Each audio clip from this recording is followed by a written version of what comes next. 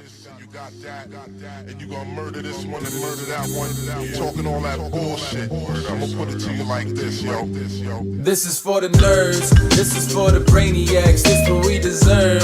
Go ahead and play it back, you ain't gonna touch me, you not gonna do nothing, you are not above me. I bet you wish you was me, I know it, I know.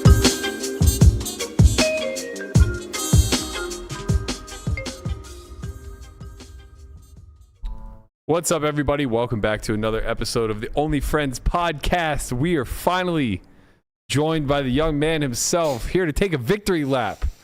Welcome back, young Tice. Is it a victory? There he is. Yeah, it's a victory. It is a victory. Hello. My stomach feels weird. I feel grumbly. I don't like that feeling. I don't know why. Maybe because you ordered the entire Ding Tung Fung. Ding Tai Fung? Ding Tung, whatever. DTF? DTF. We're trying to, get everybody riled up, and you just got to bring the whole thing down just like that. Oh, I mean, The tummy ache? It's that my stomach hurt. My stomach hurt.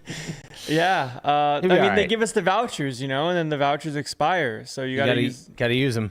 Use it or lose it. I was gonna say use it or lose it. And you just had all of them?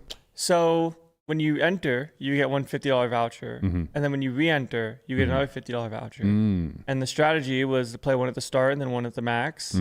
And I was in for two the first day, so that's $100. Two the second day, another $100. In for one, when I got second, that's good, so I got $50. In for two, event 4, so that's $100. In for 2, event 5, and then in for 1. Well, we got $500. Yeah, that's what I'm saying. When you spent it all yesterday. Well, wait, how long do you have to spend it? You have for the series to spend the vouchers. Really? Yeah. Well, I mean, the series ends when? It ends today. And I get to play in the Dream Pass thing, which we don't necessarily know.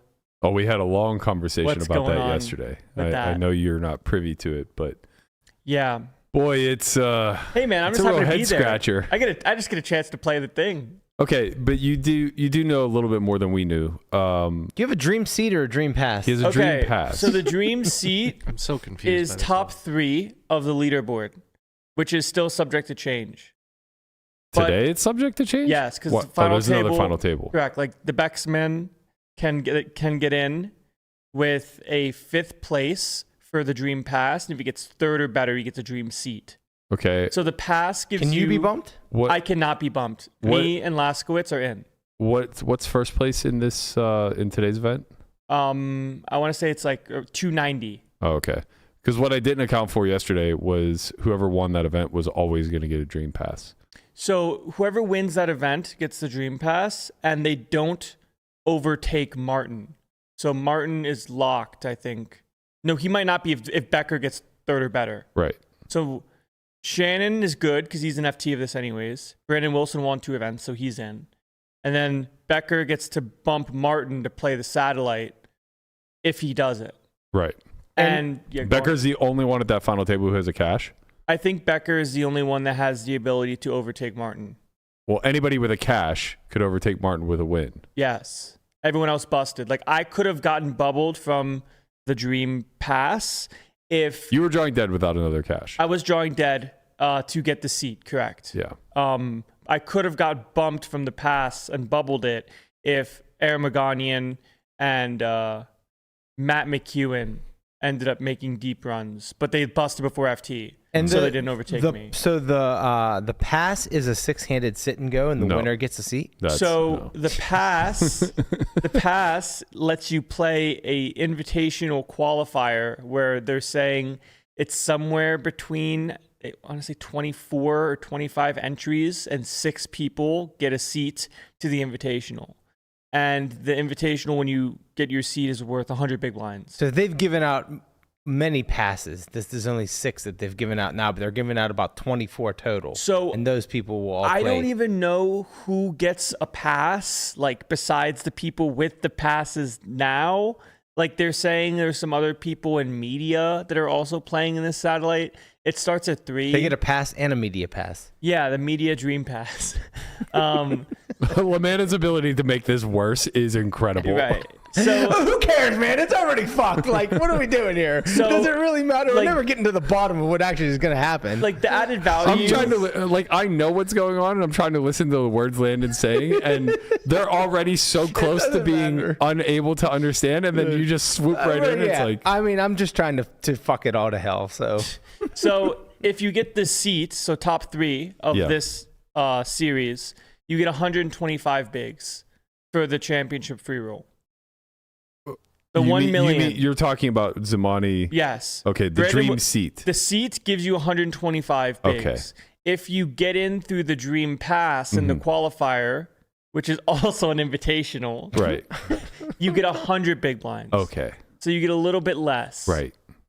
What's the fewest number of big blinds somebody starts? I'm going to guess it's 100. Yeah. I would say it's 100, and then it's variable stacked based off of how many points you get for PokerGo. Right. So Osmus has a ton. Yeah, they try to do the same as whatever the PGA Championship is. Are you not familiar with golf? I know I am familiar with golf, but I don't know how. I don't think it's the PGA Championship, but it's Right. whatever the last tournament of the PGA Tour is every year. I can't remember who fucked it the year before and then won it this year, but he always starts with like a massive head start. not. Like he starts with like Scott- 8 strokes. It might be That's Scotty. Scotty Scheffler. Yeah, it might be Scotty. He starts with like 8 strokes every year because he's the tour Oh, I leader. see. It's probably something along these lines. Yeah, Jeremy Osmus has a lot, so it's kind of like the Jeremy Osmus Invitational free Yeah. roll. The difference is, he's got the dream seat. and this is the big difference, He does. is that with the PGA, there is a small collection of named pros, very similar to poker high rollers, that are on TV every week, competing in events, and we know how the fucking system works. Yes. Additionally, no one cares about that final event either. They just want to watch golf if they're watching golf. Yeah, I mean, well, it's just like, I just remember there being, I don't follow golf at all, but I remember it being a big story this year in particular. I think it's Scotty, where he was just complaining to no end about how unreasonable the final event is in some capacity. And I don't know if it's because there isn't enough weight given to like him being the overall tour leader or what, but like basically, if I understood it correctly, he was a little miffed that he's not like a shoo-in to just win this event, or maybe he was upset that he had to play. I don't know what it was, but it was clear that like the event itself, not doing what it's supposed to do, kind of like the Pro Bowl in football, not doing what it's supposed to do. What the Pro Bowl has fallen very far from grace. They play tag football now. It's what's like a skills competition, right? Yeah, it's unwatchable. I mean, it's always been unwatchable. Yeah, it's never been great. So it's just like, why instead of like having them play an actual game where people can get hurt, they just do skills competition. Which I think Landon, is better. you can still get your 25 extra big blinds. is that so? Yes, you can qualify with an add-on pass if you fired more than 5 bullets in a series. He's making this up. This I am. is his version of telling Matt Hunt that his uncle plays in the Mexican soccer league. Right. So you may have qualified for the I add-on might for the pass. super add-on pass, Yeah. Right, the yeah. secret Yep. fine print pass. Yep. Yeah. But yeah, I mean, no longer 0 for the studio. That's a good feeling. Congrats, dude. Thank you. Have you played a lot of studio events? So the last series that I played at the studio was this dream seat stuff. Ironically, oh, so 1 it was year last ago. year. Yeah. Yeah. So last year, I will say that last year Sam did get the dream. he did, and now seat. now he has a dream pass. And now he has a Yeah. dream pass with alongside yours truly. right. I will say that the real kudos to PokerGo is doing a 7 event series of all 10Ks. Oh God, some people are real mad about that in the studio. Not even joking. Really? Just in the sense of a lot of guys for the leaderboard for the top 40 are like quote unquote like playing all year round, like good luck grinders fighting for the seats just to And get people like come swoop in. And swooped, but it's like relax, man. Oh no, I think the system overall is stupid. Well, if you can't change the system, you got to play by the rules. I think the system's very dumb. Very, very, very dumb. Like, no way should 9 additional people get into a 40-man free roll. Well, and That's way too many. they also counted the main event for it too. So but Tamayo and Boris. Yeah, but there's a bunch of people in that list that aren't going to qualify because they don't live here and they don't play. Cashes. They don't play enough events. I think that they did an okay job with the regulations to get people into the top 40. You think the main event should count as a PGT event? Yeah, going deep in the main's fucking hard. It is hard. Like, what are we? Why are we? The entitledness of the people who are grinding it out at the toughest levels, it's a lot. Because to be fair to them, this prize pool means more to them than it does to most other people because it's mostly just buy-ins. It's not actual money, but they're buying in anyway. So which makes it money. That makes it money, right? It's not money. It's just money tokens. Right. But there's a bunch of people in that top 40 that either aren't going to qualify because they don't have enough cashes or aren't going to come because the prize pool is not worth anything to them because they live in Latvia. And they're not going to play any fucking events anyway. But that's the thing is, I wonder if somebody is in the top 40 with 3 cashes and doesn't show up if they move it to the next person. Because they might just We were talking about this yesterday too. We don't know. What about if they don't qualify? Do they then move it to the next person? So if people... Well, that's why when it comes to the So like Tamayo's out. Tamayo is in the top 40. But he's out. He didn't qualify. He doesn't have enough cashes. No, he did qualify because he cashed. Oh, okay. He literally needed to cash. I know. In this... We all know. We talked about it at length yesterday. But He okay, did it. so Tamayo's in. Boris Angelov is in. Okay, but there's somebody else in that top 40 that like only had 1 cash or whatever. He's out. Correct. Okay, so now does it go to number 41? Yes. We're sure of this. Yes. Okay, then why when they tweet, do they tweet that, Jonathan Little is out of the top 40 and I think, who snuck in? Doesn't matter. Anyway, somebody else snuck it, like Chris Brewer sneaks into the 40th spot or whatever. It's like, well, it extends out. I think for the drama and the hype, It's just bad marketing. It's all bad marketing. None of us know what's going on. Drama and hype. You can't Confusion. Yes. You can't be dramatic and hype something that people don't understand. Look, man. I got the Some people get excited about being confused. I got the dream pass in a way. Oh, so rename. There are too many dreams. There's a lot of Yeah, dreams. it's turning man. into a nightmare. We're all dreamers. But like, point being, when it comes to the way that the system works, if they make the top 40, they What was can't. that tweet? I missed it. Go ahead. If they make the top 40, they can't qualify for the dream pass or the dream seat because they're already in that tournament. So when that's the case, they don't get the benefits of like winning an event, but I do because their points are irrelevant. You see what I'm saying? No. If they're in the top 40, their points for this series do not matter. Well, they matter for their big blinds. They matter for their big blinds, but they're already in, so they don't get the extra benefit of like the pass or the dream seat. Sure. Which means I do because I don't have any of that stuff. Okay, sure. So every time someone that makes the top 40, it's better for me. When did this become about you? It became about the dreamers for the seats and the it's all passes. about the dreamers. Yeah, it's all about the dreamers. This is my whole gripe here. Is that it's you could have been in the studio with me. I could have, and I don't care. I wouldn't even want to be because you could find out for yourself. well, no, if you win the fucking free roll for $500,000, I then find out I have to play $350K worth of buy-ins in the fucking studio. Yeah, but it'd be free. You'd like it. Did they change this for this year? Like last year, I think it was so. just cash. I think it was just cash last year. I think it's very smart on their behalf, by the way. So because roll it over. Keep the money in house. one way or another, when you make the prize pool 70% PokerGo buy-ins, you are rewarding the regulars. So for everybody who's complaining about this seven part series that's going to allow an extra 9 people into it's only beneficial for them.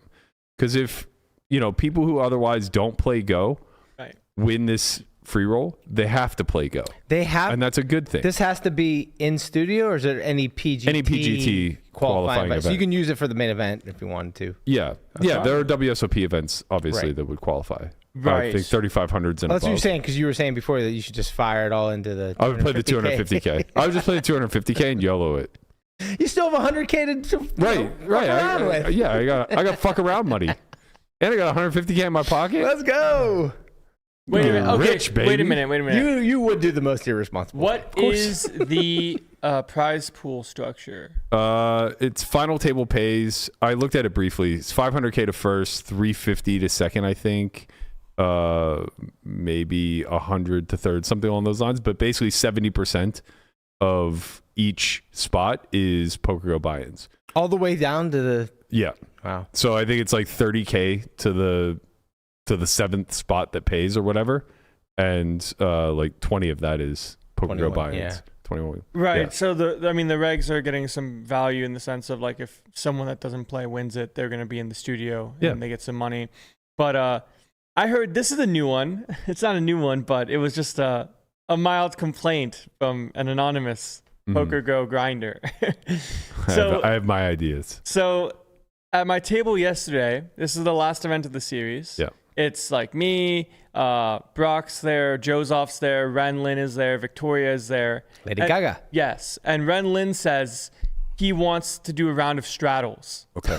And everyone's in. It's like, you know what? Like, hell yeah, brother. Fuck it. Like, get the straddles going. So it's not a legit straddle. It's just a blind raise. I was going to say, are they live? No, they're not live. It's just a blind What if everybody raise. Well, agrees they're live? what you should do is everybody should agree that you can't call.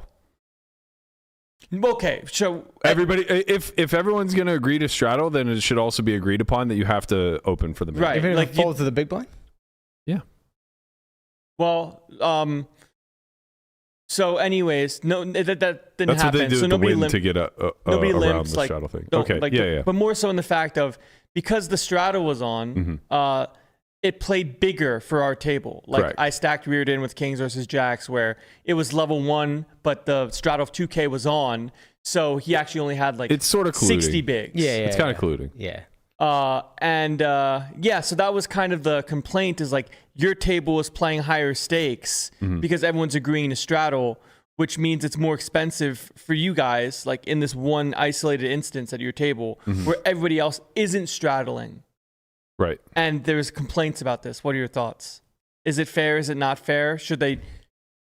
Because who has the advantage? Doesn't that give an advantage to the outer tables? Because you guys will bust quicker, or would it give advantage to you guys because someone's going to get a bigger stack? Both.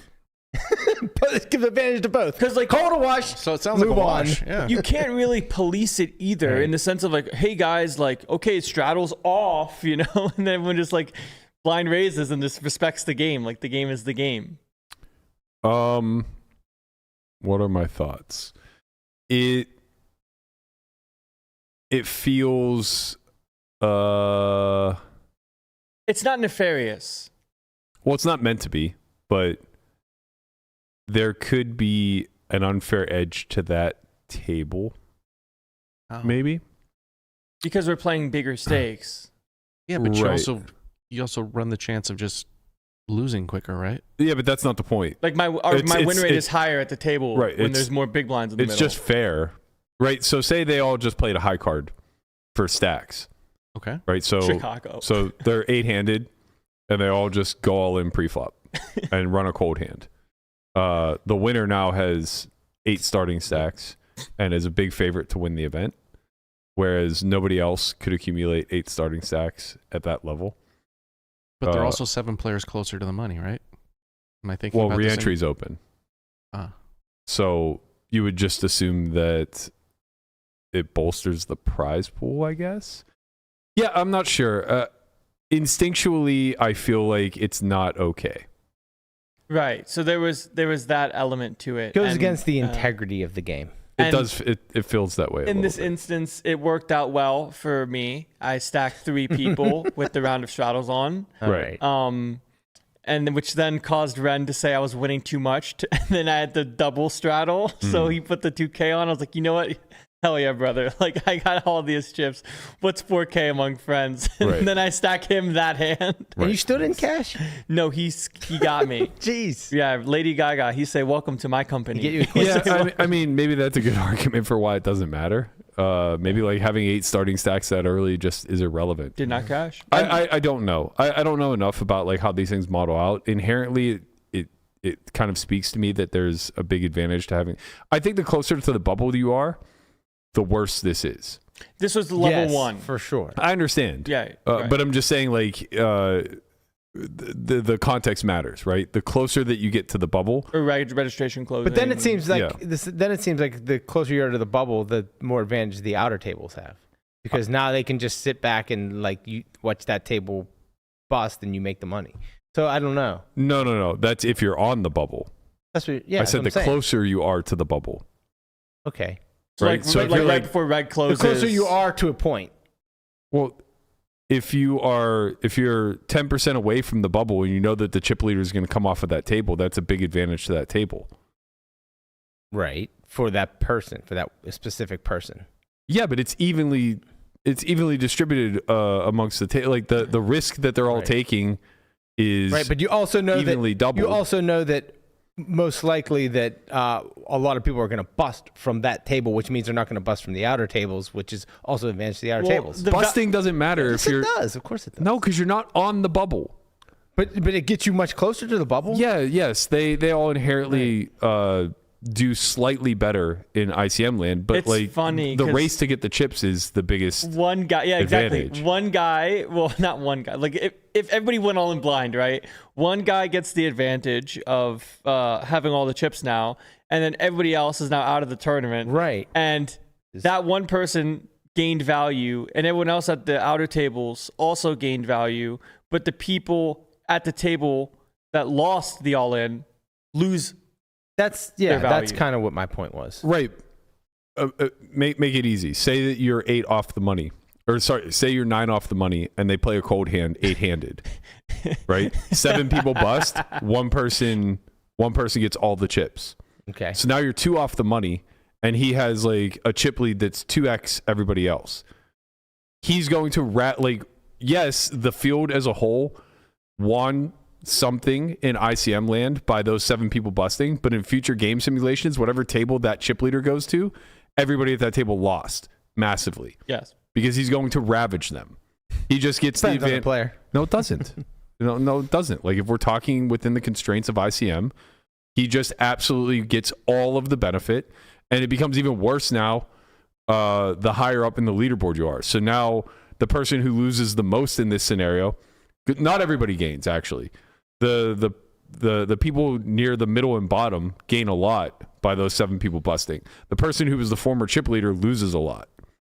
Same with second and third and et cetera, especially if the new chip leader gets moved to their table. The short stacks do well. The Correct. bigger stacks don't do well. Right. So the field on average does better, but it's not fairly attributed to everybody. So, do you think that this is something that should be monitored? I don't know, man. Like It sucks because I you're don't trying want to have suck the fun out of Yeah, poker. exactly. I was thinking about this when you told me that. I was thinking like, man, next tournament I play, I'm going to try to get my table to play stand-up game. And like trying to Conrad think did that. Didn't he get like that happened in a I don't know what tournament it was, but I'm pretty sure he got the whole table to play like stand up. I think the only thing Squid or that you have to something. do about that is like you can't pay people off your stack. No, you'd have to pay like You'd actual have to cash or something. or just like with your chips, like individually for an orbit, like raise.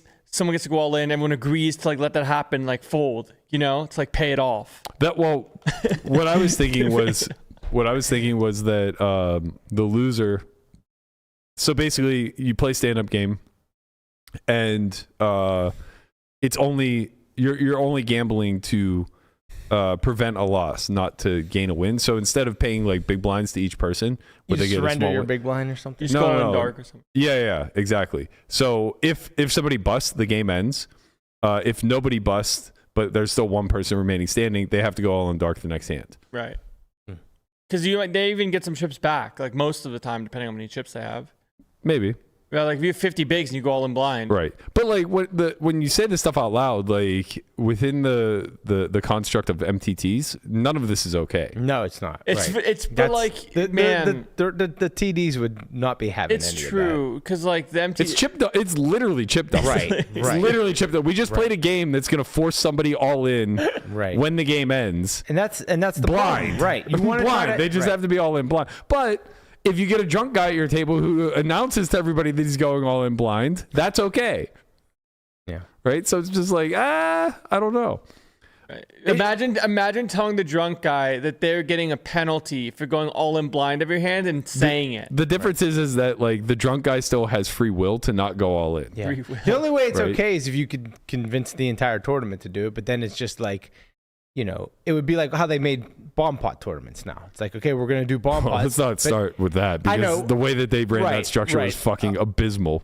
That aside, it's Oh, like, if I would that's have what you'd registered have to for that do. event, right. I would have been so right, mad. Right, you think the It was whole a thing is PLO bomb pots, and tournament, it turns out it's just one bomb pot per It was dealer. half.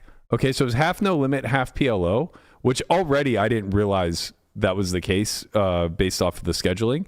But then they only played a bomb pot every orbit or every half hour or something along every dealer check. I don't know what Maybe it it was. was a level change or a dealer Yeah, maybe change. It must have been a They level played change, very probably. few bomb pots. Right, I is think it was the once a point. level or something. Yeah, like that. and they alternated between no limit and PLO. Oh, so maybe the whole tournament itself was no limit, but the bomb pots themselves alternated between PLO and no limit.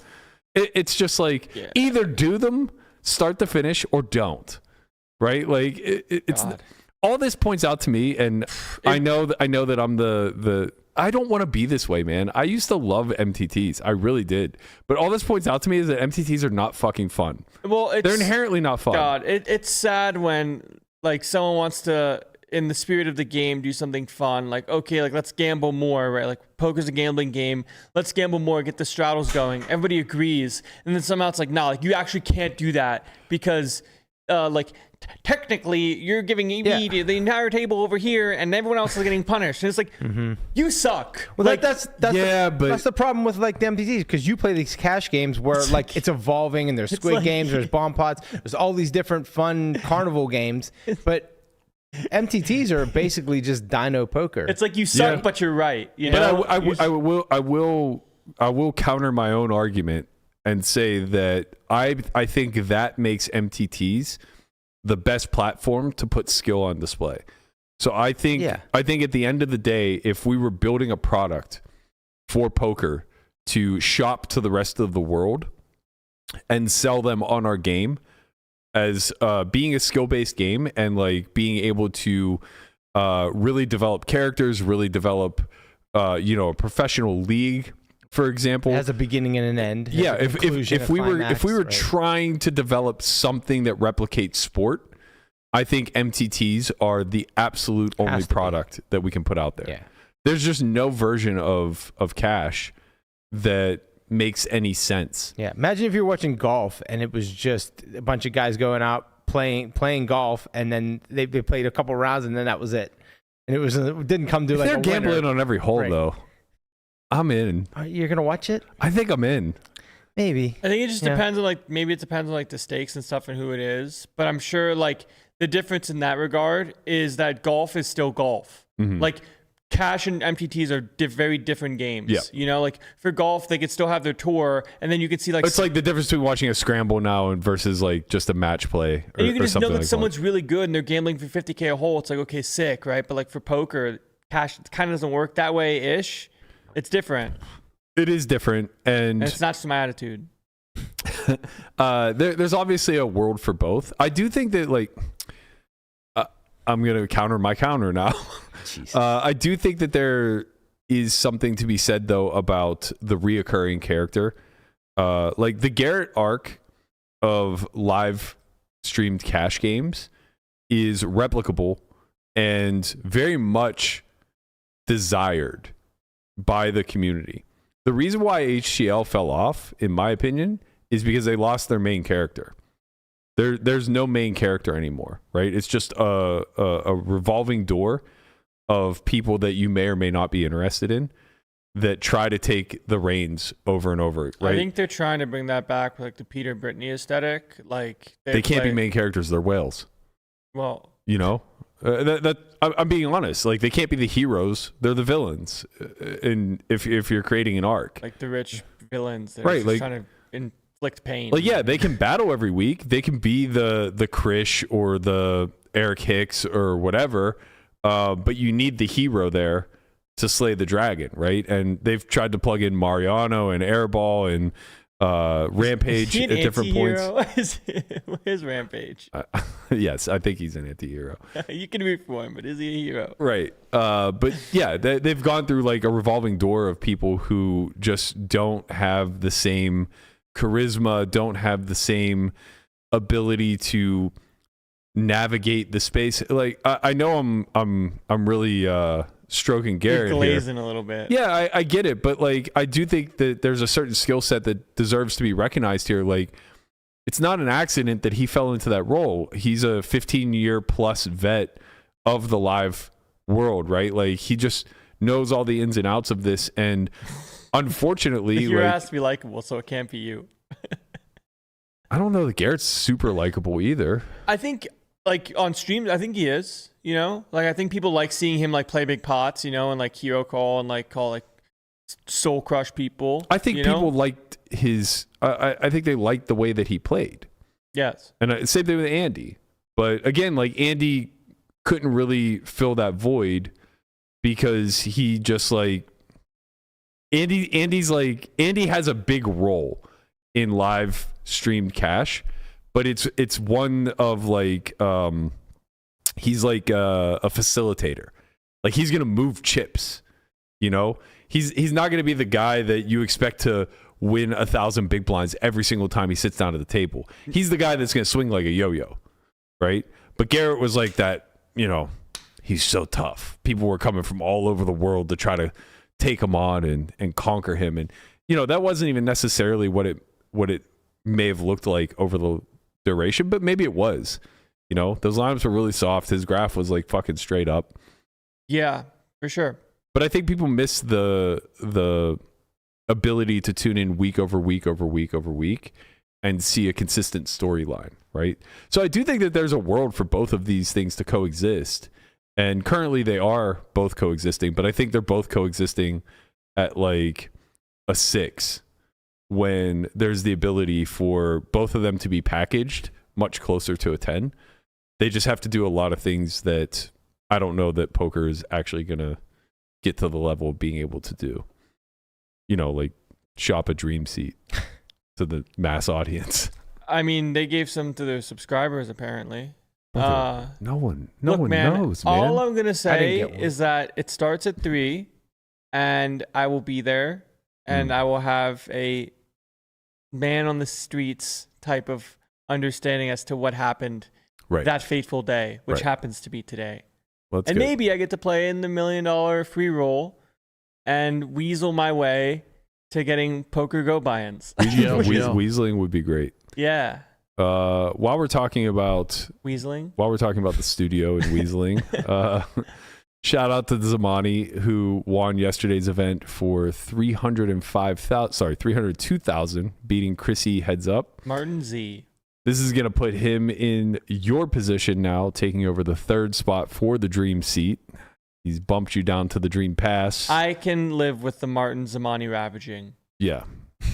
Everybody's rooting for Zamani. That's for sure. Get him on the cash streams. I would love him to play cash. That's what I'm saying. I would absolutely love. It's time for the Martin cash. Z arc. Have I played cash? I've played some cash with him. Have you? Not a lot, but enough to know that we need him in there. He's a legend. Absolute legend of the game for sure. He's no longer. I used to call him the B Squad. His brother.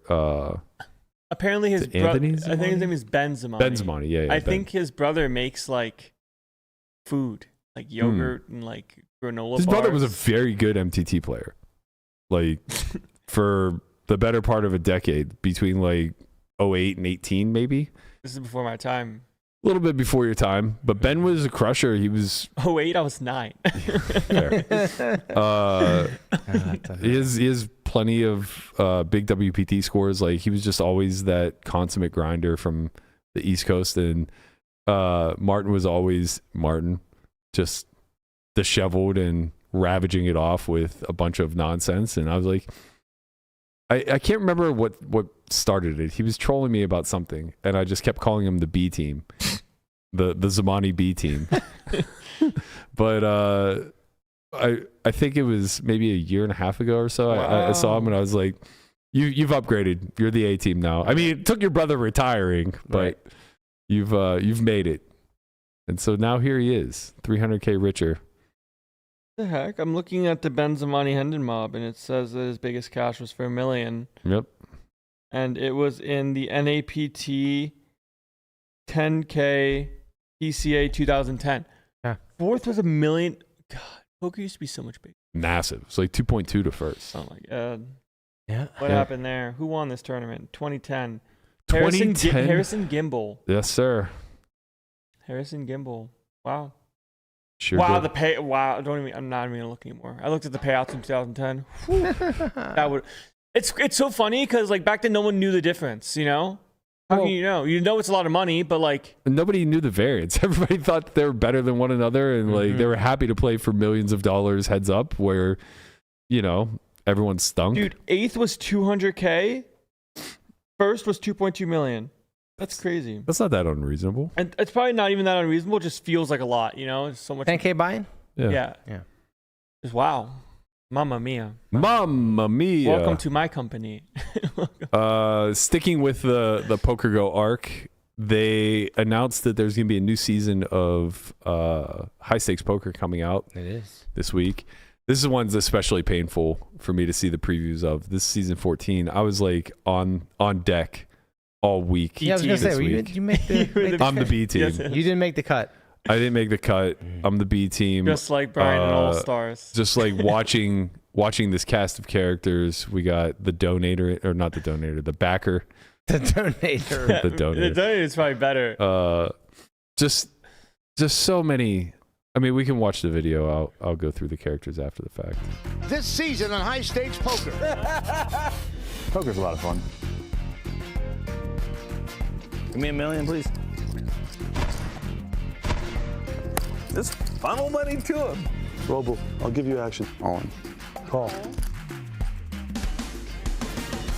Yes! Wow, that was dramatic. Cooled me.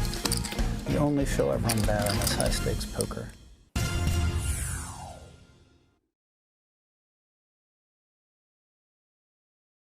Name is the backer. Yeah, I guess so. That's where we're at. I guess so. I don't know what the deal. Where are the sports cards at? I don't. He said he's moving to Japan. I just played with him last week. He said that he's setting up shop in Japan. So yeah, I don't know. Big market for the Pokemon, I think. Yeah. Love Pokemon. Big Pokemon Still guy. big. But yeah, that season get looked 'em all. great. Gotta catch 'em all. Brittany was in there. Seaver, Feldman, God. my man from Monkey Tilt was in there. Who else? Who else did I catch a glimpse of? There was a Brandon Steven. Brandon Steven. So good. Rick Solomon. God damn it. There was a Ryan Feldman in there. Feldman made it, I imagine, briefly. But who knows? Yeah, looks like it's going to be must-watch TV. Where A lot are of you? high-stakes gambling. Where are you? I was on the sidelines. Yep.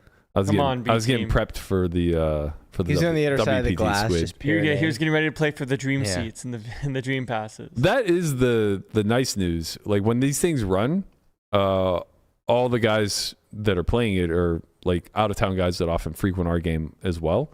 So what ends up happening is they're running over at PokerGo. We have a game at Bellagio, and then it's like if somebody busts, I just get a text and it's like, all right, well, I'll be there in 8 minutes. You know, I'll just meander my way over through the little walkway. I'll see you guys soon. But yeah, I've only gotten to play high stakes poker once.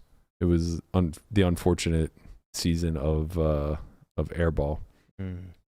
Wow, what a time that was. Yeah, that was great. I had aces cracked 3 times over 2 sessions. How hard that is to have happen? To just get aces 3 times in general. I mean, that stuff's annoying, but like, so was the drunk Airball Rick. That was really annoying too. The fact that I broke even that session was a real testament to my patience. Or as A a lot of you had to have a lot of patience. I would have lost it. as for Nick sure. said, a grotesque sight. Yes.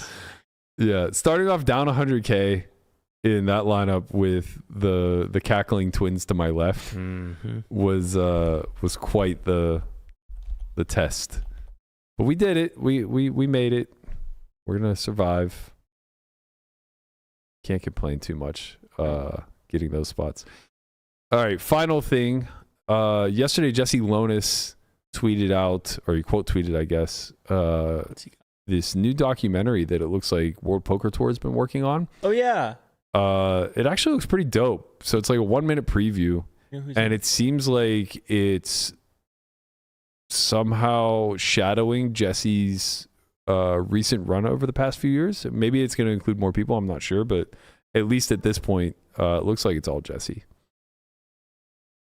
You know, when you went there, it was like a big jungle. You just hear the chips going crazy, and you're like, oh my God, how can I beat all these people? And then my first tournament, I go in, and before I know it, I'm looking around the room, and there's no more like loud. It's just like a few tables, you know, a couple hundred people left. And I'm like, wow, that was like the, as they say, the needle that got me addicted to tournaments.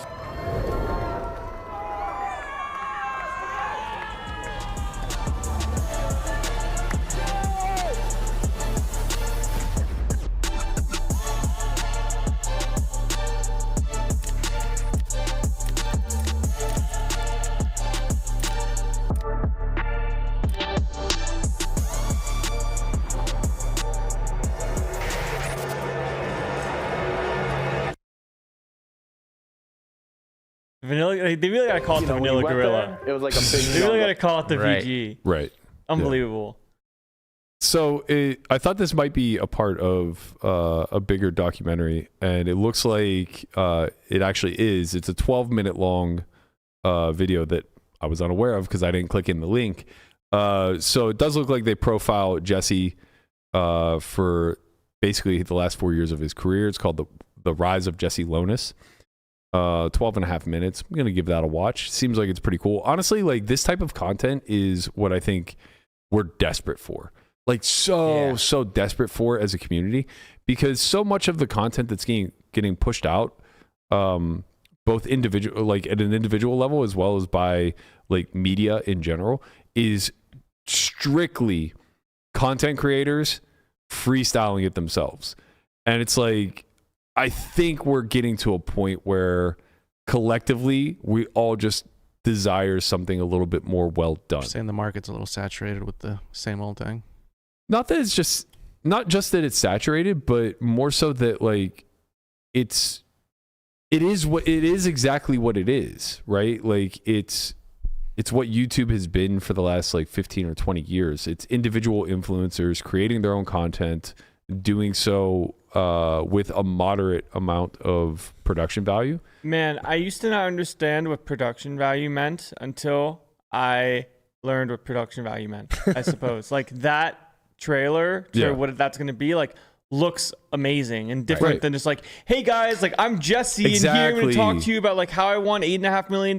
Like it's like, why are you making a video of you glazing yourself like this? Like who wants to watch that, you know? But if someone else does it and they say, hey, like look how sick this is, it's like, oh yeah, that's ultimately what I'm getting at, is that I don't think at an individual influencer level, I don't think that like channels can really exist to do these sort of like docu-style profiles. That'd be such a weird video, right? Like, hey, here's how I won $8.5 million. No. But like somebody in the space could develop that. Like if I were really great at, like if I were Pigtails and I had a strong desire to carve out a niche in poker, I would create like a docu-style profile. Series. Yeah. And I would just get like, 25 of the best, and I would do these 12-minute short videos. What are your thoughts on the Galfond documentary? I thought it was really well done. Same idea as this WPT one? A little bit different? Yeah. I think that in both veins, I think the problem with the Galfond one is that it came from Galfond, right? It's a little bit of what you're saying. It's a little masturbatory. A little bit, but like I guess the difference there, like production value his tone wise, was not the same tone. No, I'm saying his tone was not one of puffing his chest. It was tastefully done. Yeah. And obviously the production value was top notch. And we've done a lot of that stuff too. We've done things that have included ourselves that may feel a bit masturbatory, but like we're actually just trying to tell a larger story and do so with great production value. People love Dead Money. Dead Money was great. People loved To Be Determined. We got 250,000 views on that. Yeah. I think there's a big desire for this type of stuff. And where I was going with this is that I love to see the fact that it's being headed by WPT, because that's what I think is missing. when you look at these operators, PokerGo, WPT, World Series, which is now /GG, I think that like some of the best content has come from those corners, and they don't lean heavily enough on it because at the end of the day, I don't know that they know if there's much of an ROI. Right. But like Game of Gold was amazing. Bring that back. I think this series is going to be incredibly well done. It looks like Matt Kiefer's like the one who's behind all of this, who he's been in the editing and videography space for quite some time. I think like the notion of getting stories out there has to fall on somebody other than the media, because the media won't put out a budget for this. Like Org and Poker News never going to do these documentaries. Poker Listings back in the day, when they were like, you know, way down the list on media sources that you would go to, they did a lot of this stuff. There was one on Kuhn that was incredible.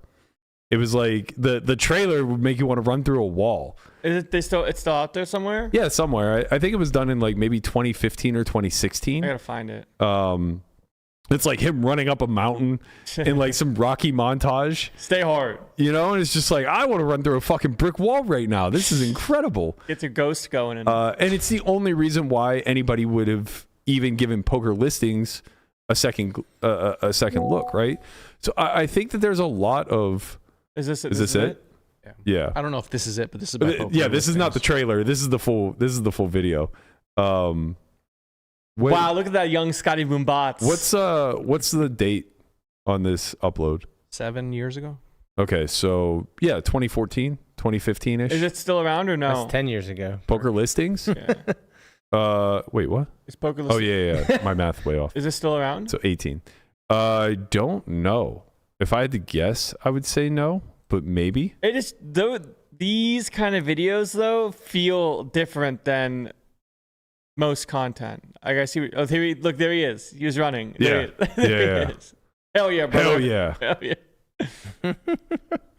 If you can hear it too, it's just like I don't know if you can play it with sound. Oh yeah. Look at me though.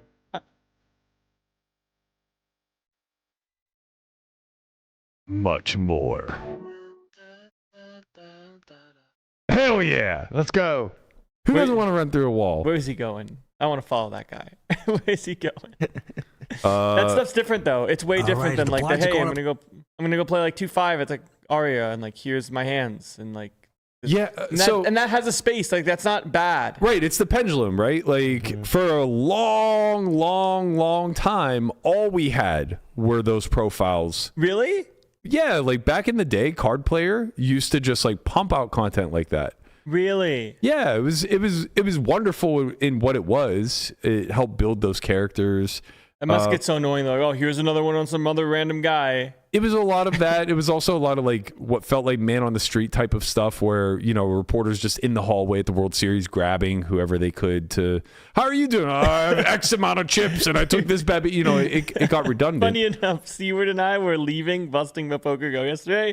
Some guy, man on the street style, has a camera behind him, a microphone, and says, do you guys want to be on this like shorts show? And we're like, he's like, it's called Exposing the Hose. And we're like, nah, we good. Like, I'm out. Like, we good, man. Get me out of here. But it's unbelievable. But like we desperately lacked vision over the grinder's journey. Like there was nobody speaking for the person who was starting with a free roll deposit and running it up, or, you know, starting at their local 1-2 game and showing what that process looked like. The closest we came was 2 months, 2 million, but they were already well established. By the time 2 months, 2 million is sick. It was sick. I loved that. It was so good. sick. But by the time they got into that grind house, they were all playing high stakes already. So nobody knew the lore like how they got very there. well anyway of like what it took to get to that point. So vlogging was a very natural progression of like, you know what, there are a lot of people out there who have this dream that are starting from scratch and really want to demonstrate what it looks like. Same thing with this, the Bet Raise Fold. That was a great profile of D-Moon and the whole Black Friday fallout and what it meant to the community. Like these pieces of content are This really looks so important. cool. It was well done, I thought. What's it? Yeah, it's an important piece of poker history. Like we'll look back on that. That'll be more important. No offense, that'll be more important than the Mattisau documentary, right? Because like there's a bunch of different outlets Wow, where young Tony. there's a bunch of different outlets where Mattisau's story has been told, but there's so few that actually profiled what happened during Black Friday. Right, there just isn't a lot of context that's provided, so it's mostly a memory to everybody. I don't even know. This is all before my time, man. This is also new. The 2 months 2 million wasn't, but like I don't know what this is. Like bet raise fold. Like what's the whole lore here? I think it was mostly around Black Friday, right? Yeah, it was basically telling Danielle's story of how Black Friday ruined her career. And there were a couple other people profiled, but she was the most notable. She was like playing 25-50 online, and then Black Friday came, and then she went back to become a nurse. So it was just kind of like demonstrating the importance of what this day meant to poker as a whole. This is all just on YouTube, right? Yeah, it's on YouTube. It is now, yeah. Sick. At the time, I it gotta do was some research.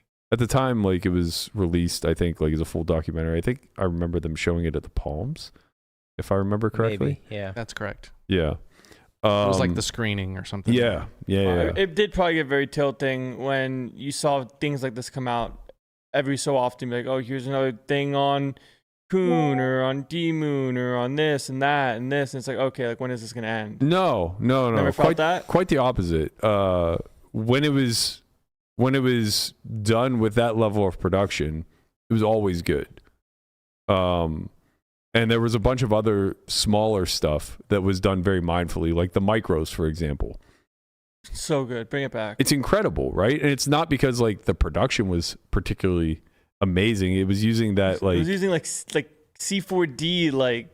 well, there was a particular site back then that was really popular. I think it was called like X something, but like one of my favorite was the Android versus iPhone. This was like a really viral like meme that went around, and it was using I can't remember the name of the site, but it had those like ball like characters, right? And you could just program like a robotic voice for each of them. So good. The micros is so good. But the micros, yeah, it was like really well done. And the production was obviously great. Choosing to do animation was the right choice or whatever. But it was really that was like tastefully done. It was very thoughtful. Everything was scripted, and it was very relevant to the time too, right? Like they did a great job of carving out a particular slice of poker history and kind of nailing it. Yeah. Same thing with like these profiles after the fact, like that documentary on Coon. I think it's short. It might be like 20 minutes or whatever. Like that's really important because it's probably one of 2 or 3 sources that accurately details what Jason's career path looked like. We've done stuff like that here as well. Like we did our origin story, which very much probably comes off as masturbatory, and in some ways it probably was, but it was important to the company. Like you need to familiarize your audience with who you are. The point is that I think that all of this stuff is better served coming from a higher like distribution platform, right? And I thought that's what PokerGo's place in the community was going to be. It became very clear many years ago that was not what PokerGo was seeking out to do. They weren't going to become a media channel. They weren't going to become a platform that distributed poker content. They were going to be the source of licensing all these shows, right? They were going to be producing the WSOP. They were going to be producing high stakes poker, and at one point in time, Poker After Dark. I guess now adding the tour element to it, it's not just content and cash games, but also having this tournament series behind it as well, which has gone super amazing. Like, well, that had always amazing. been the case. They had the Super High Roller Bowl prior. Yeah, I guess having the like one tournament versus like a dedicated series and stops, like there's a lot more stuff going on in there. They only had the Super High Roller Bowl in isolation, I think, for 1, maybe 2 years. I think maybe the first 2 years it was in isolation, but shortly thereafter they added the Masters. Kerry always had this vision of making tournament poker, especially high roller tournament poker, similar to how the PGA is organized. It didn't. I guess what I'm getting at is it wasn't always like this. Like it started with one thing, then added more, and now here we are with like 4 big series, and then having kickoff stuff, then having like dream seat stuff. Like there is a lot of stuff throughout the year that you can go to the studio and play some high stakes tournaments. And I guess they're realizing now that like 25Ks are huge to the market. Yeah. Yes. Like the kickoff stuff is like 5Ks. Right. But I want, well, they have to be because you have to onboard new players. Right. You can't just fire, like, not everyone can just fire like 25Ks. Well, it'd be like 10Ks. Instead. Even if they can, you have to lower the barrier entry at some point, right? They have to get their toes wet. Right. Fingers wet. But the problem then becomes like, are you a media company or are you a tour, right? Because though those things go very well together, which is what I think PokerGo's big advantage is, they probably don't have comparable returns, right? Like tours probably do really well at scale, like when you're WPT, but when you are, I don't know, I don't want to throw any shade to any smaller tours, but like if you're a startup tour and you're just trying to get off the ground, like Moneymaker Tour, for example, I know is only in its infancy. So I feel comfortable like throwing that one out there. I can't imagine it did very well year 1, right? And even like by year 5, how much ROI can they really have, like, you know, hosting events throughout the country? With the PGT, it's just like, it's almost like they're running it to use the studio because they have this really expensive space. Like as long as they break even on the tour, but they get to use the space for content, they're gonna be just fine. Yeah. Which makes a lot of sense, but then now it comes full circle to like, what if most of your content isn't being viewed because it's smashed behind a paywall? Right. Like that's the big thing. That's the biggest challenge I think that that we have right now as opposed to before. And maybe that's why I'm highlighting this really well-produced thing that is out there to watch for free, is because never prior did we have to deal with paywalling. It was always just out there. Everything was out there to consume, and so it was a level playing field. The market was very free, right? You would have a highly produced piece of content going up against somebody who had just created a vlog and developing a community. Well, over the last like 5 to 7 years that PokerGo has been a mainstay in the community, I think what's happened is a lot of the highly well-produced stuff has gotten pushed behind the paywall. And so what's happened is the community has turned to its fellow peers to watch their journey. Yeah, I think PokerGo does do well with, especially more so now, like adding the day one coverage of events and things along these lines too, like free on the YouTube.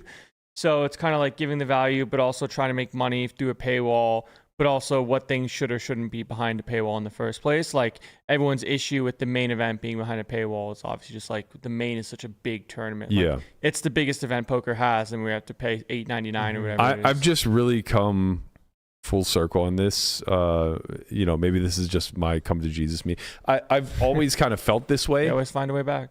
Well, I've always kind of felt this way, but I just kind of chalked it up to like, there's enough money in the banana stand to go around.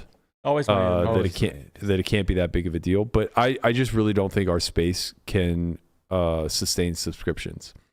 I don't think the poker community is large enough to maintain subscription-based businesses for content for any businesses. Well, I mean, I just Wizard don't think does super well. Well, this is I think this Wizard is PokerGo's model, right? Subscription. Yeah, subscription. Yeah. I think Wizard is the lone exception, but I think that's just making my case for me. Is that there's only room for one? Exactly. One banana stand. They're taking so much of the liquidity, like of the available money that's out there to be utilized for subscription. They're sucking up so much of it. I don't think that there's any.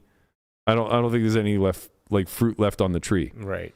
And basically everybody else suffers tremendously. But I mean, we've seen our numbers go down. I imagine that the same is true for even the larger sites like Jonathan's and Galfon's and, you know, Upswing, etc. I'm sure month over month and year over year, they've seen some sort of decline. And I don't think that there's any recouping of that.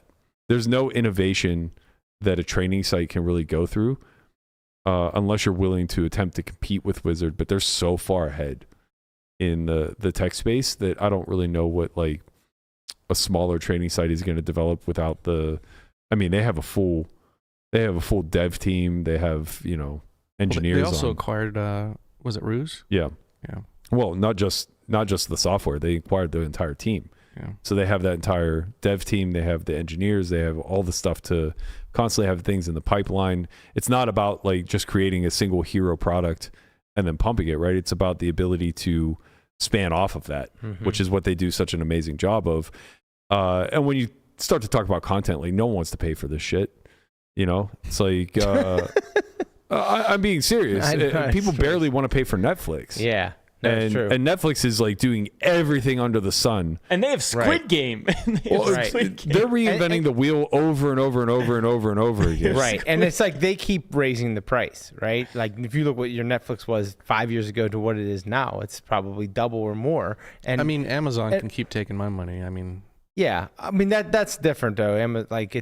You almost need Amazon. It's like a a utility or something. Well, also you're not subscribing to Amazon because of you're not doing it for content. Right. There is content. The Amazon Prime the Prime Video is like Prime Video an afterthought. Right. It's like an added bonus to having your Prime subscription. Yeah. But like with companies like ours and you see companies that are like declining in subscriptions, you can't raise the price, right? Where you need to raise the price kind of because everything has gotten more expensive, so you need to kind of to continue to operate, but you can't do that when your subscription numbers are declining. Correct. So what happens, right? Right. Even beyond that, there's the kind of like lack of utility or the like deterioration of the membership. It's not like you get the same value month 15 as you do month 1. Yeah. That's right? with anything almost. Call it learning based. Like Amazon, I'm sure it's the same, For right? sure learning based, but even I would make the same argument even with content, right? Like even with Netflix, you're just getting way more value up front. If you've never had a Netflix before, they just don't do enough. There just isn't enough new content to be churned. Oh, sure. To make, and that's not to say that the subscription isn't still worth it in month 18 or whatever. Like if you binged everything, you would finally reach the point of seeing everything. Well, it's not even that. It's you don't need to binge everything. I don't think you could. There's so much content on there. Right. It's the 80-20 rule. 80% of it's just going to be unwatchable. Right. Right. So it's like once you get through the 20% that's watchable, they can't really churn out enough. They can't make Squid Game every month. Right. And then whenever you take it down, like we're talking Netflix now, when you reduce that scale now down to PokerGo, which can only put out a few 100 hours a year of content, maybe upwards of 1,000, 80% of that content is going to be unwatchable too. It's like you're just not going to care to watch every single high roller final table unless it's strictly for study. Yeah, which is the casual fan is not tuning in this week, and maybe that's why it's for free on YouTube to begin with. But the bigger point I'm trying to arrive at is that it's a catch-22 because it's very expensive to produce this type of stuff, and the actual desire to watch it is relatively low. That's where traditional cable actually made a lot of sense. The reason why ESPN would pay all of the production costs to put on, 3 months of the World Series coverage is because people are tuning into ESPN to watch a plethora of sports 24/7. And they need to fill these time gaps between the noon Sports Center and the 6 p.m. Sports Center. They only have so many hero shows that they can run out 5 days a week. So you have that block of time between 4 and 6 where it's PTI, Around the Horn, and Sports Center that you're going to get. You have the 11 p.m. Sports Center. You have the noon Sports Center. It's like, well, we need to fill the gap here in between. So if there aren't actually sports taking place, what's the B squad that we can go to? Darts. Yep. Everyone fucking loves darts. cornhole's going to make away, you know, poker, whatever. Billiards. There's always a B squad. There's always a B squad. But yeah, like when you're siloed into Zamani's being in there. No, he made it out. That's right. Yeah. When you're actually just siloed into being in that space, I think it becomes greedy to try to get the community to pay for it. Like, I think this is what chess does really well, right? The part of the reason, obviously, it was timing. Queen's Gambit drew up new interest and things of that sort, but they don't charge for anything. You know, you can watch all the backlogs, you can watch future matches, anything that they're willing to put content on. It's going to be free outside of maybe supporting the content creators. Yeah, it's like the freemium model. Yeah. You can just pay, not pay. Is it all on YouTube? Streamers. Yeah, YouTube, chess.com hosts a lot of it. Yeah. Even like the training content, it's all free, right? Like I don't There's think... some stuff you can pay for, like Chessable, but again, like it's part of chess.com, kind of. Like it's all under the umbrella. And I don't think you pay a membership to them, right?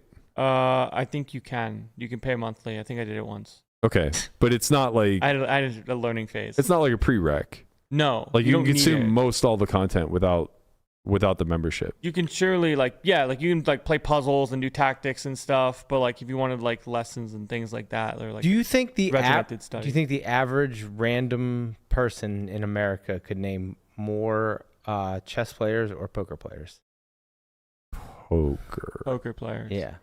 Chess is even more niche. It's more niche, right? That's yeah. I think it's just because of the barrier of entry. Yeah.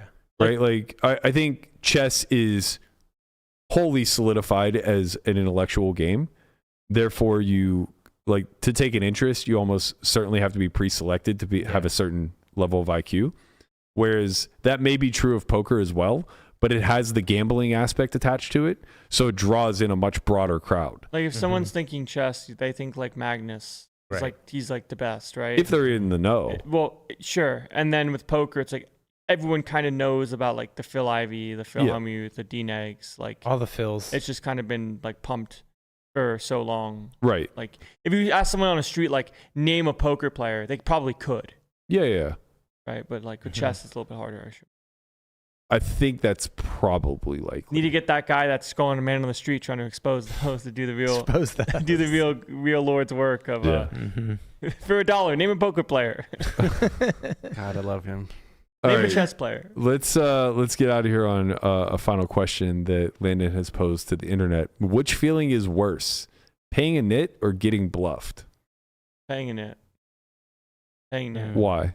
Paying nit's worse. Getting bluffed is like, okay, I got like game, like I'm sorry I wasn't familiar with your game, you know? Like you can respect like a nice bluff as someone that tries to get after it. But like putting money into the abyss where you know the abyss doesn't give it back is one of the saddest feelings of all time. Like here we go again, like once more into the breach, dear friends, and you never see him again. Yeah, it's the worst feeling. It's interesting because like I think the reason why paying a nit feels so much worse is because it feels controllable. Yeah. I was gonna say like you could like go a little further and say like paying a nit or getting bluffed by like a super loose player, right? Because it's kind of like they bluff a lot and then they I think it's paying a nit or getting bluffed by a nit. Yeah. Well, it's the double-edged sword. Yeah, but like getting bluffed by a nit, like you're just supposed to. Like if they find a bluff, like you're not supposed to pick off their bluffs. It's the opposite. It's the opposite. If you get confirmation that they're bluffing, now you want to pay them again. It's true. It's true. Like the reason you're folding is because they never bluff. It's a fine line of do they bluff enough? But if you've seen them bluff, it's possible. But just because it's possible doesn't mean it's happening enough of the time. The thing that will make me go insane is like paying a nit makes me mad at myself, but getting bluffed by a nit makes me actually want to jump off a bridge. See, I don't see it that way at all. I see it like because like if I get bluffed by a nit, I'm just like, okay, like you found it with one time, like congratulations, like. I just know you just have it 99% of the time, and you found the one bluff and it worked this time, and it should because like think about all the times you got bluffed. You just always have it, so like why would I like? So that's you're gonna the problem. Get the one bluff that's through. the problem is that you don't re-examine your initial premise, which is that I'm always folding because he always has it. And then he shows you that he doesn't have it. If he's a nit, then he should almost always have it. Otherwise, he's not a nit. You could just be wrong. That's the problem. We're all dealing with subjective information. Well, then like it's you got bluffed by what you perceive as a nit, not an actual nit. Well, that will always be the case. Nobody can confirm someone's a nit. Yes, you can. Go on. I mean, have you seen me play? If he walks like a duck and talks like a duck. No, yeah. It's not an easy thing to do. Like, you can assume somebody's tight, right? But then you can't be 99% on anything. No, of course. You know? Right. But like, it's that fine number of maybe he's actually just like bluffing enough in a certain spot. This is Matissa. That's what he said. Everyone thinks he's a nit, but you know, he's throwing out those bluffs. They always work. I promise you, for me, it's not even close. It's getting bluffed by a nit. If you qualified this as paying a nit or getting bluffed by a nit, I click the second option 100% of the time. And the reason is very simple. When you're paying a nit, you're not doing it with bottom pair. You're not like paying a nit with a catcher that's making no money. You're doing it with a hand that against anybody else you would raise. But like you're forced into the corner. Right. Like, but you're like forced into a corner. That's also a different situation. It's why is it different? Because paying a nit, like when he says like paying a nit, it sounds like what you're trying to say is that you are paying them with a bluff catcher. No. Paying a nit is like, I have a good hand and like I should probably fold, but I can't fold this hand. Exactly. But you should fold this hand. Gotcha. Right. Like this hand calls. Right. This hand calls in theory, but against this guy, he's a nit, so I have to fold, but I'm going to call this time. He fucking has it. God damn it. This hand never folds, but this guy's a nit. And these are the rock and hard place that I find myself between. That's your plight. Right. And this is why getting bluffed in that spot is so much worse. Because if you finally find the discipline to fold trips in a spot where trips never fucking fold and the guy windmills over nothing, you'll kill yourself. Yeah. In game. Okay, that's in game. That sucks, Man, I don't know, because like that happens sometimes, which we know for sure. Like a very small amount of time, maybe. But the common reoccurrence of like the mental gymnastics of the game is the game. The machine just puts the money in, and like you just of course. Like 9 times out of 10, you deal with that. You flick in the chips, you see value, and you just want to spike something. Yeah, you want to spike something, but you still you don't doubt yourself. You don't go into you don't go into a tailspin of like, I'm the worst, I don't know what the fuck I'm doing. When Nikki folded those queens face up at the Brigada and the guy showed her a queen, do you think that she felt okay about her read on the situation, or do you think she doubted everything to her core? Right. I think the answer to my question might just be based off of where you are in your poker career, I suppose. Maybe it's just fuck nits. You know? Well, it's just like if someone that has the stigma of like not wanting to pay the nit probably never folds queens there because of like the way the hand plays. Right? So like it's a different kind of feeling of getting bluffed. But like when you're playing in a spot versus somebody, you're like, oh my God, like I think they just have better value than me every time. And you continually pay that because you're supposed to. Like, am I supposed to? Like I keep giving this guy thousands of dollars for just having value. Like that gets really annoying. It does get really annoying. Especially because you know it never goes like the other way. Where like they never like step out of the box to like bluff catch versus you. Like it's almost like that money's gone. Like that's left the ecosystem. No, it's gone. It's for gone. Sure. It's gone for sure. And that's a bad feeling. Not as bad as getting bluffed. I don't know, man. That's why you pay too much. You call way too much. Pay. Pay. What's worse, Burke? Penn State losing or the Steelers losing? Steelers losing. Really? Not even close. Wow. I would have guessed not even that for remotely sure. close. Steelers are going to win the Super Bowl. Really? Steelers are going to win the Super Bowl. On that note, they play Ravens away, right? They play Ravens away. We're going to win by 2 touchdowns. Hopefully they both win. They have to, because that's my weekend warrior pick. Penn State plays tonight. My weekend warrior pick, just to get it out into the ether, I parlayed Penn State money line, Steelers money line, lock of the century of the week. You heard it here first. We'll go over all the weekend warrior picks tomorrow, as well as find out how the dream pass, dream seat, dream scenario, dream free roll ended up playing out for Landon. That's going to do it May for all us your dreams today. come true. We'll be back tomorrow. Same time, same channel. Don't forget to like, subscribe, leave a comment below. We'll see you guys all then. Peace. Peace.